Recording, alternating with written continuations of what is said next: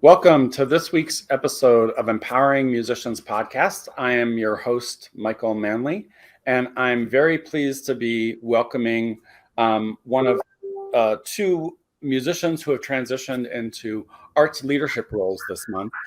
We first interviewed Scott Faulkner, who was a bass player who also was an executive director. And this week, I'm very happy to welcome my good friend, Richard Kravchak, who is an accomplished professional oboist, who is also now the dean of the College of Arts and Letters at the School of Arts and Letters at the College of Southern Nevada. So welcome, Richard.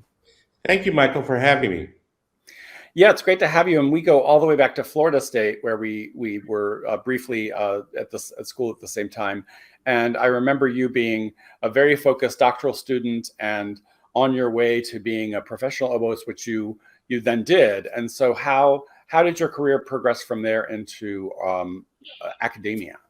Well, I've done a number of things along the way to pay the rent, if you will. And I'm not going to say I'm going to disagree with your premise, but I will comment on it that I don't see myself as a professional musician who has transitioned to leadership. I'm still a professional musician. I am playing the Valkyrie tonight.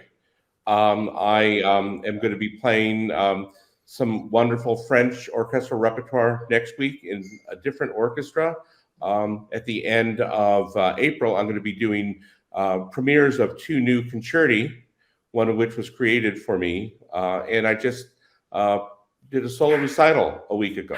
So I'm pretty busy as an oboist, but one of my passions is how to monetize one's passion for music, and how can we continue to work as an artist while still paying our rent, and also what's the best way to share our art with people. So anyway, it's a more complicated answer than you were looking for, but I started when I finished at Florida State.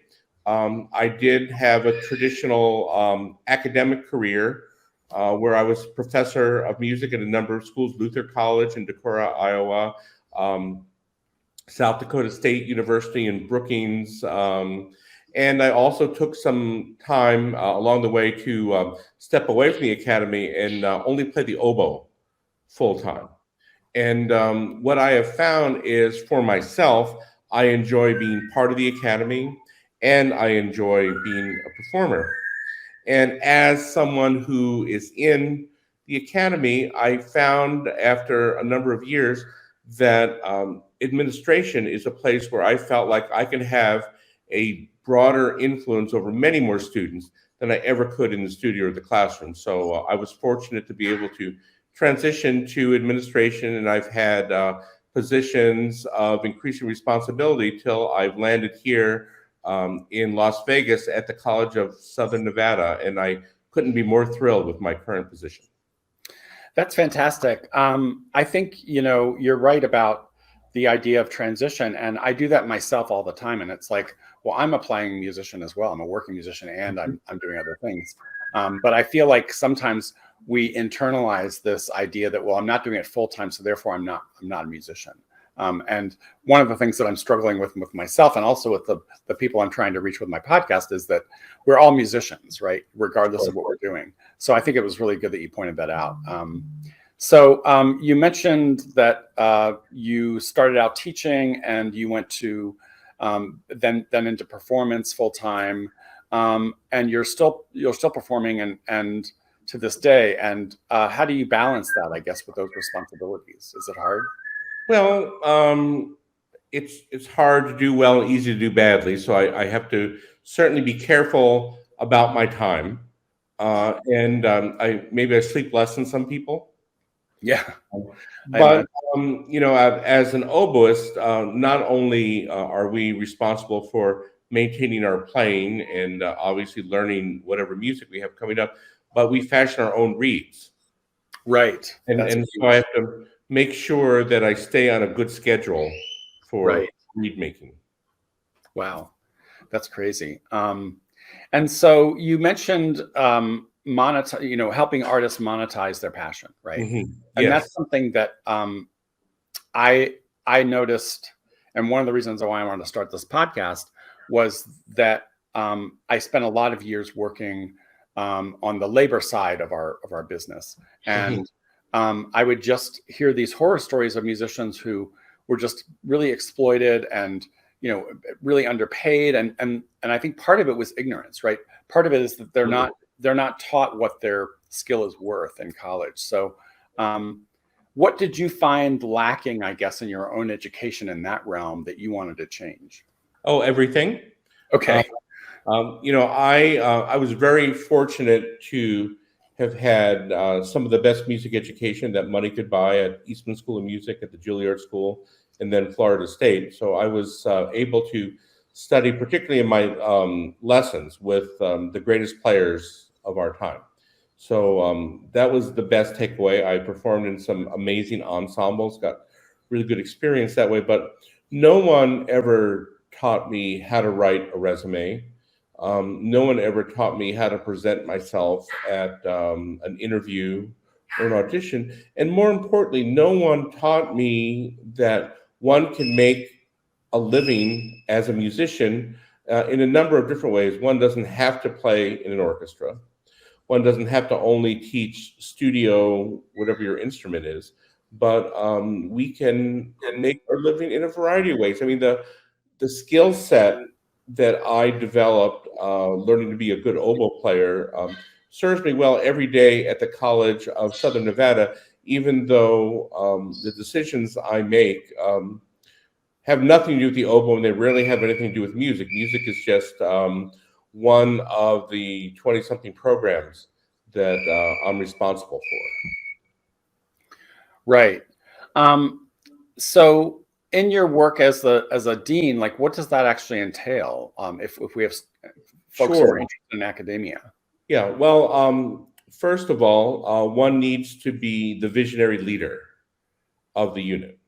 And so I need to put a vision out for my faculty and for my department chairs. And so what I say is that our job at the School of Arts and Letters is to bring the transformational magic of a college education to as many people as possible.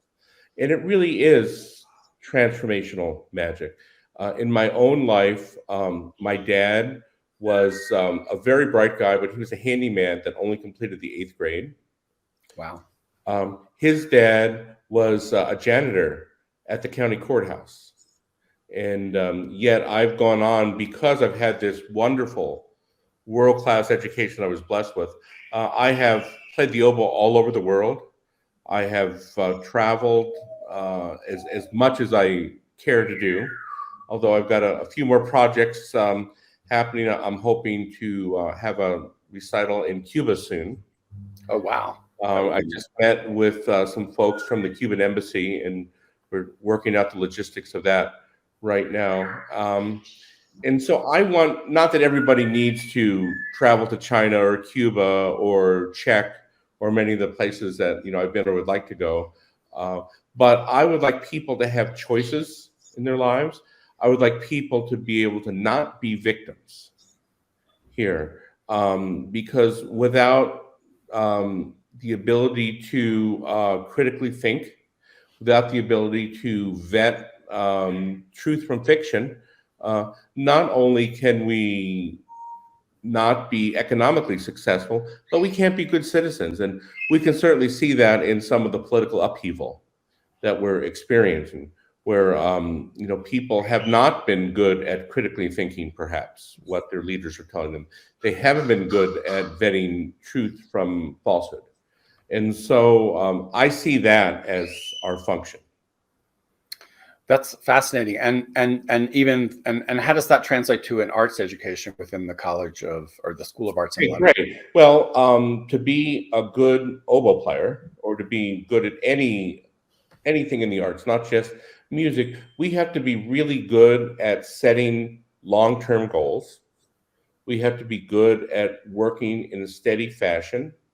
We have to be good at, on one hand, not being discouraged by failure, but on the other hand, being able to tell when we're going down a pathway that is not going to be ultimately fruitful for us. We have to be good at working with others in small groups, medium groups, and large groups. We have to learn to take direction. As ensemble musician, and you're an ensemble musician as well, you know that we have to be able to take direction from the conductor. However, we have to know when not to take direction. We have to know when our leaders are not giving us good advice and fruitful and useful advice. So these are all skills that I use on a daily basis. Yeah, and I think what you alluded to earlier was really touching on me, and the idea of agency, right? And Yes. I think part of the issue with musicians, because I know that there have been a lot of studies done, and I know in my own life working on various sides of the and you too, right? Because you've performed, but you've also worked with musicians in other capacities. That sometimes some of the people with the best jobs are like the least happy people, and I'm just like, well, why is that? And then you stop and think, well, these are folks who spend every day perfecting a very, very specific skill to the highest level. They're told where to go, what to play, what to wear, how to play it, and there's not a lot of agency in that, unless you have other things going on. Absolutely. I know that in my own life, I did several Broadway shows. I don't know if you've done that kind of work before, but I'm somebody who gets bored very, very easily. And so I would just read the entire show. I would have a Kindle on my stand. And that was how I coped. But when you're doing something, especially the same piece of music every night, and that lack of agency where we have to create it somewhere else in our lives, we're going to go crazy, I think. Sure. No, I could not agree with that more. And I too have colleagues who have very fine positions in some of the best orchestras in the world, and they're just not happy. And they have not gone out and created those other opportunities for themselves. And of course, I mean, if we're going to create opportunities, it is just that we're creating something. We can't just one day wake up and say, I'm going to be a recital soloist. And perhaps if you've only been playing in an orchestra all these years, you don't have the repertoire in your hands. You don't even know how to construct a program.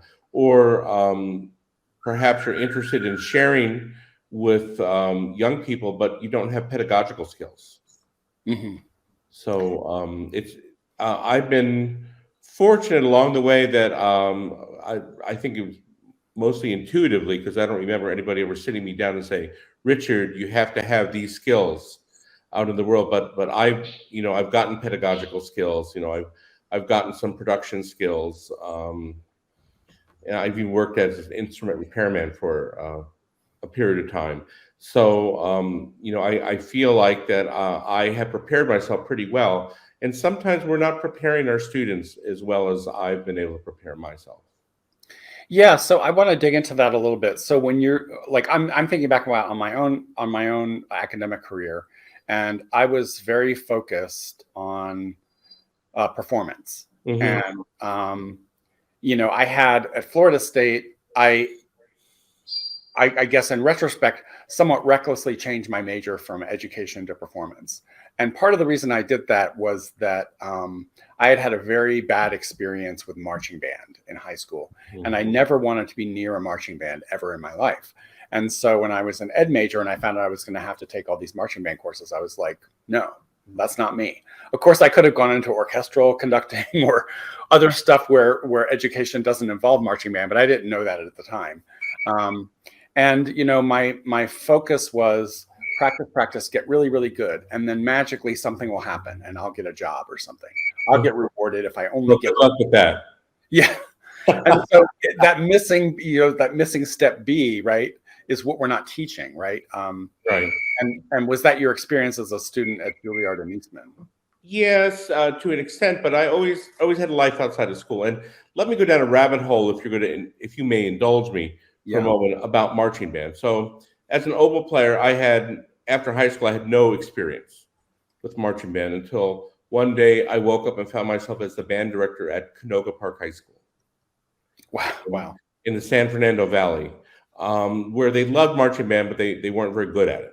Mhm. And what I did is first of all, I had to learn enough about marching band so they could be successful with the marching part. But I also used marching band to teach my musical and artistic values. So we did only good quality and almost exclusively classical music. Not that there isn't good quality other music, but classical music is what I knew best, at least at that time.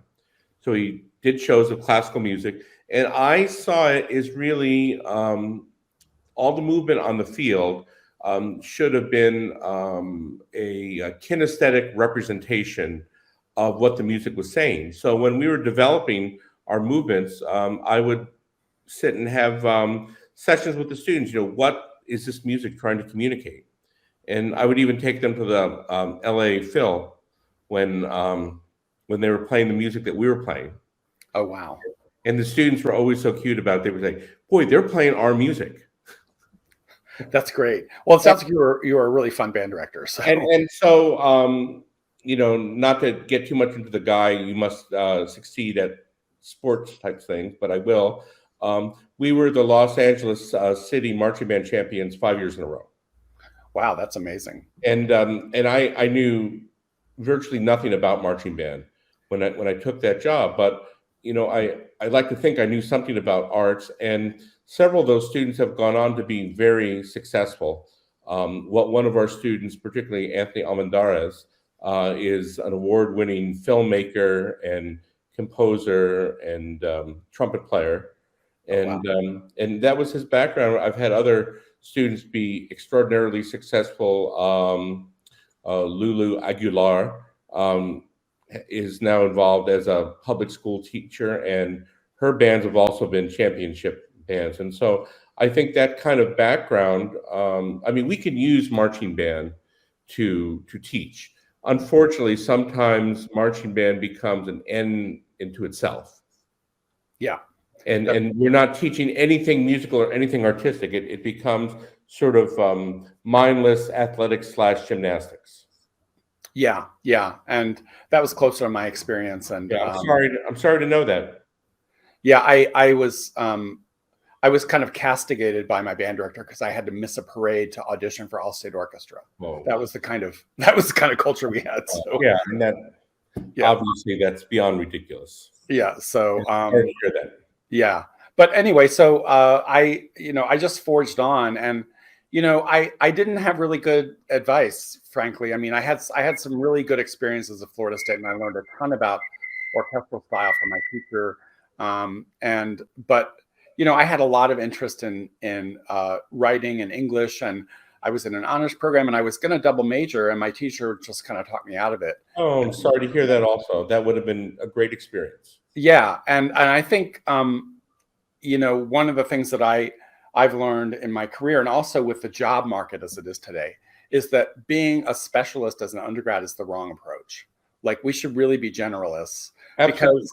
Because you can always spend 2 years in grad school practicing La Scala di Seta on the oboe, right? Yeah. But in your undergrad, I feel like that's really the place where you can explore a lot of different things. And I would tell my younger self, like, yeah, major in performance, but double major, right? Double major in something else. Well, and just, to learn, again, going back to that idea of being able to touch the great tradition of knowledge that we've developed as humans, and we don't get into too much of that if all we're doing is sitting in a practice room playing excerpts for 6 hours a day. Yeah, and you're also spending a lot of money to do that as an undergrad. Yes, you are. And when you get out of school, you don't have to pay anybody to practice in a room for 6 hours a day. Right. But yeah, and some of the orchestral market is shrinking. I mean, sadly, I don't think it's going to expand. No, I don't think so either. We're getting back more to a place where it once was. I mean, there was a time, perhaps in the 40s and 50s, where if you were in the Philadelphia Orchestra, you had to find a summer job. Wow. And of course, that's not what we're doing now. We're paying conductors just unimaginably huge salaries. Yeah. And musicians are making a lot of money in those few top orchestras.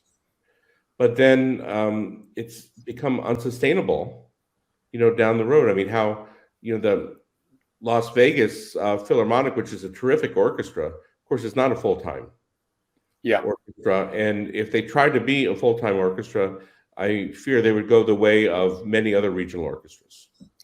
Yeah, and I mean, I'm recalling reading this in a book about I don't remember which book, but there was a time when you're right. There was like you could play in the Philadelphia Orchestra, and you still had to have another gig, and then there was this push, maybe to aspire to be more like Europe, to make orchestras more full time, and then the Texaco oil companies put a lot of money into the arts. Sure. And they were able to do that, but then that money went away, and now in 2023 we're still trying to sustain that model. And I think it's a good model, like in terms of like you cannot, people don't realize this, that like you can't play at the level of the Berlin Philharmonic or the Vienna Philharmonic if you're not a full-time orchestra, Right. because you just need people to be able to practice on their off time, and you need the services playing together to build that sound and stuff. Yes. But it's an extremely inefficient model in terms of that. And the chances of one of our students winning one of those coveted positions in the Berlin Philharmonic or the New York Philharmonic, Chicago Symphony are about the same as winning the lottery. Because as I tell my students, you have to be good, you have to be lucky, you have to be good and lucky. And so I think as educators, a better model is for us to show our students that there are other ways that they can make their living. And that doesn't mean that they can't win one of those auditions someday, if it comes along. But what if they don't win the audition? Yeah. Then what? It's a tragedy. I mean, I can think of many of the students I went to Eastman and Juilliard in Florida State with that were very accomplished. And just sounded great, and they didn't happen to win the big audition or get the big teaching job, and they just had to fall away from being an artist and fulfilling that part of their soul. And that's as I say, that's sad. It's a tragedy. And I think some of the blame falls on us, the pedagogues, for not doing a better job. Yeah, I think that's absolutely right. And I think the mindset is also a key, right? So if all of our self-esteem is wrapped up in being an oboist, and then we don't win that full-time job, we feel like we failed, right? Versus if I see myself as a musician serving the world through music, I can do many other things. Absolutely. I see myself as not even as an oboist, as a musical artist or a woodwind artist. Yeah, that's a really good way to put it. And I think if especially if you have somebody who's studying the oboe or the bassoon, like you're not going to be able to ever get hired to play a Broadway show unless you also play the clarinet and the saxophone and the flute. Right. So having those other skills is really key. And one of the things that I noticed in the world of theater, where I spent a lot of my career, was that we're seeing a development of a new form of theater where there's actor musicians, where we have actors who are playing instruments. And frankly, some of them don't play the instruments very well, but that's not what's important, right? They have all of these skills, and that's what they were looking for. So having that sort of more generalist approach early on, I think is really key. And I agree. And so what do you notice has changed, if anything, about the way we teach musicians at the college level who want to have careers in performance? Sure. Well, I think that we have gotten very good, and I'm speaking about wind teaching. I mean, piano teaching and vocal teaching and string teaching is another show. Mm-hmm. But for wind teaching, which is what I know best, we've gotten very good at teaching people to win jobs. And the way one, at least in this country, the way one wins a job is there are lists of excerpts from the repertoire, and these excerpts are often very short, a minute or two at the most, and you need to be able to play them one after another flawlessly. And so we teach people to do that. Now, sometimes people win that job and then they're not very good at doing the job, Right. or they're not very interesting artists, because sometimes to be an interesting artist, you might miss a note here and there, Right. or the intonation maybe isn't going to be absolutely perfect if you're really trying to get that special sound at the pianissimo level, right? Yeah. So we learn, or we teach students rather, to play in that sort of box, Yeah. with beautiful sound, perfect intonation, perfect rhythm. And not that there's anything wrong with any of those things. I mean, those are all great attributes, but that should be one of the many arrows in our quiver. Right. So I would say that's a problem. And a related problem is we don't foster artistry. Now, I'm not sure how much artistry can really be taught, but we certainly can provide the conditions by which it can develop. And people aren't encouraged to be artistic. They're not encouraged to be creative. We don't, for example, because we've gotten so specialized with our teaching, people don't routinely study composition if they're an instrumental performance major. Right. Cool. I think that's a mistake. People are not routinely taught how to apply what they learn in theory class, what they learn in music history class, to the performance choices that they make.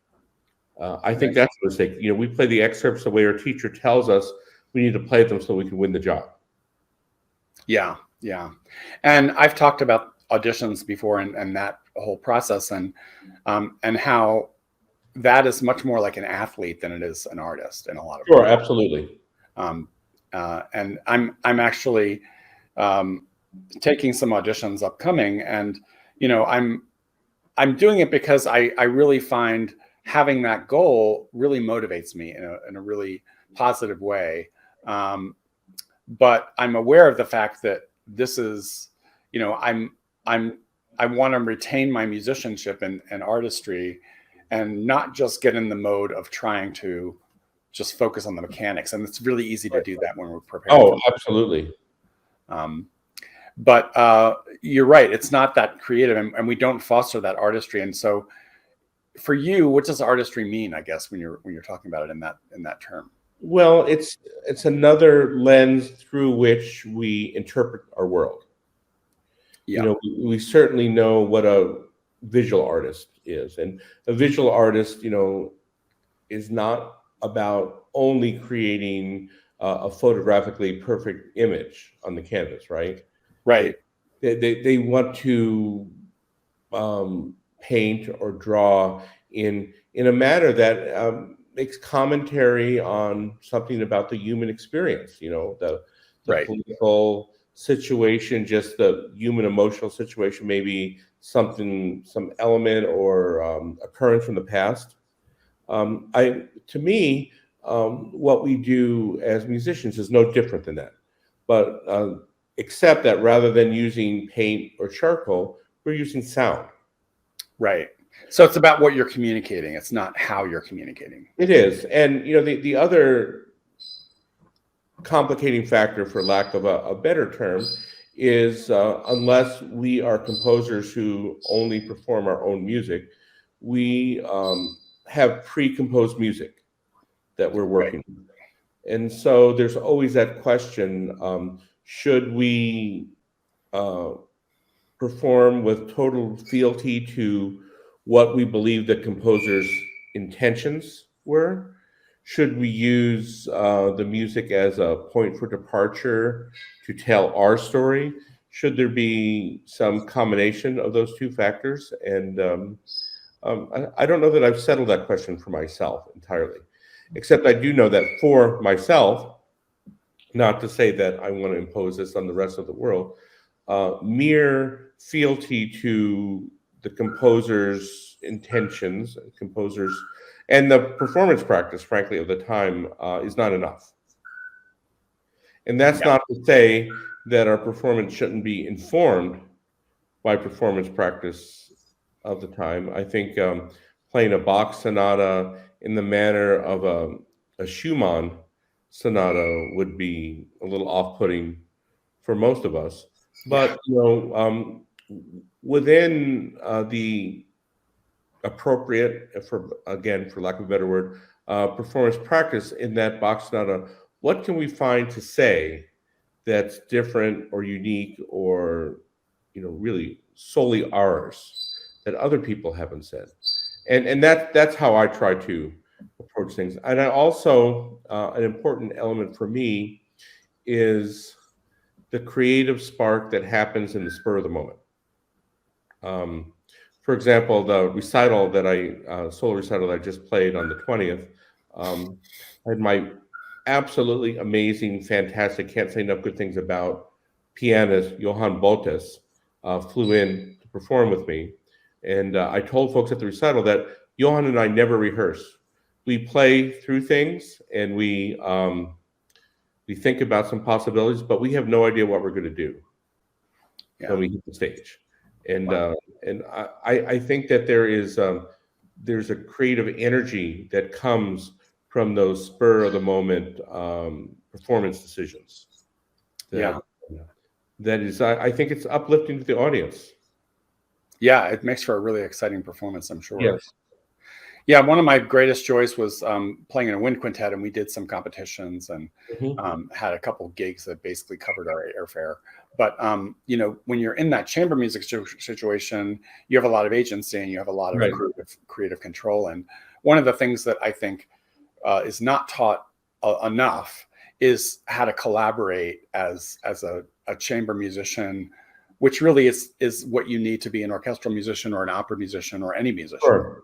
And that's one of the things that's, again, sitting in that practice room playing the excerpts is not going to teach you, is how do you collaborate with colleagues and how do you make music as Absolutely. And things like when you're in the orchestra, when to project one sound, when to blend one sound. And it's not, in projection and blending, it's not just a matter of louder or softer. So we can't only go by what markings are on. And then also we have to learn that different composers mean different things by their markings. Right. Poulenc, for example, often coached performances of his works. And so if the performer that maybe made the premiere was not playing loudly enough and it was marked piano, he would just scratch it out and write forte. He didn't necessarily mean what we all consider to be forte. This was just his code, and that ended up being in the published version. Wow, interesting. Yeah. So, these are the kinds of things that we can learn in music history that can then inform our performance. Yeah, that's fascinating. So I wanted to talk a little bit about the you mentioned some concertos that you commissioned. Yes. Sonatas. Yeah, well, I'm very fortunate that I've found a lot of composers who work with me over the years. I've premiered over 100 works that were created specifically for me. Wow. And so there are 2 works that I'm going to be premiering. One by a really gifted young, everybody seems young to me these days, young musician who is on our faculty at the College of Southern Nevada teaching recording. He's a Berklee School of Music graduate, Aaron Ramsey. And we were talking just about music maybe a year ago or so, and talking about some of what I'm interested in. So he's created this really lovely soundscape with a very slow harmonic rhythm. And for your listeners who are not musicians, that means the chords don't change that often. Interesting. Yeah. And he, but it's pretty tough. I just got the music, and it uses both the oboe and the English horn. Lovely. And is absolutely the full range of both instruments. So wow. I'm really looking forward to that. I haven't heard it, of course, with the orchestra, so I don't know what the orchestration sounds like. The other, and I'll be doing that on May 1st at the Horn Center for Performing Arts at the College of Southern Nevada's North Las Vegas campus with our CSN orchestra, which is terrific. Oh, beautiful. Really good orchestra. And then I will also be playing a work called Orpheus by Virko Bailey, a Ukrainian-American composer who for many years taught at the UNLV. Yeah, I remember. And he wrote this piece for my good friend and colleague Steve Kaplan, who's professor of oboe at UNLV. And Steve has recorded the version with piano and the version with string quartet, but the version for full orchestral strings has not been played yet. And so I'll be doing that with the Las Vegas Sinfonietta, conducted by my good friend Taras Krisa. And that will be on April 30th at 3 o'clock at the Flamingo Road Library. Oh, wonderful. Yeah, we have a pretty vibrant art scene. It's small, but it's getting there here in Las Vegas. Yes. So, and you're a recent resident of our city, and you've dived in just with both feet. I've been enjoying myself. I'm on the board of directors for Opera Las Vegas and the Las Vegas Sinfonietta, and also talking with a public theater company about perhaps joining their board. Oh, wonderful. And so I think it's great that you're still so involved in your performance and commissioning, and that's really an exciting process when you're giving a world premiere of something. It is. And I love especially the part of that where I get to work with composers and perhaps influence, directly or indirectly, the composition choices that they make. Yeah, it does become kind of a collaboration. Yes. That's exciting. So I wanted to ask you what you would say to younger oboists who are really gung-ho about the instrument and maybe they're entering college next year and they're looking at how to plan their academic career, and maybe their focus is on getting an oboe job in an orchestra. Sure. What would you say to those young people? Well, I would say a number of things. Okay. So first of all, I would encourage them to listen to a variety of instrumentalists and singers, not necessarily oboe players. Yeah. I mean, it's okay to listen to oboe players too, but some of my, two of my biggest influences on the way that I try to approach music actually are Frank Sinatra and Dietrich Fischer-Dieskau, and two artists that are really very different. And also, I love Charlie Parker. Oh, nice. And I love the technical mastery that Parker had, and that's something I aspire to. So I would certainly encourage young oboists to do a lot of listening, and I also encourage them to listen beyond classical music genre, and to learn to be good storytellers in their performance. For example, two more of my favorites are Johnny Cash and Willie Nelson, and these guys were just, they could get you interested in a not very interesting story because their storytelling was just so phenomenal. So I would say that, number one. Number two, I would really encourage them to develop their musicianship skills. So the ability to hear sounds and colors very clearly. And that's developed through ear training, which, many of us found to be a chore, but I think it's really valuable. I think people should be able to sing what they're playing, even if their voice doesn't sound great. My voice is terrible, but I do. It's one of the ways I decide how to play a phrase. I sing through it to see what makes sense. I would encourage them to pay attention in music theory, music history class to see how they can apply what they learn in those classes into the performance choices they make. And then finally, I would encourage them to practice as much as they can. Yeah. And I would add, look into composition or conducting or something else that to develop, because we may find that we have a passion for something else besides playing the instrument or absolutely. But I also find that because I studied conducting pretty seriously for a number of years, and that has helped me being on the other side of the baton, if you will. Yeah. Learning what it is that conductors want from having been a conductor myself. And of course, composition is great. One of the things that I do when I have talented young students is I like to start their lessons by just asking them to play something that sounds good in D major. And why D major? It's a friendly key on the oboe, and then we can go to some other keys too. But with young oboe players, just because they can usually, even oboes that have been playing for a short period of time, can find something that sounds good. Yeah. And also, I think it's important to be able to think in a key. And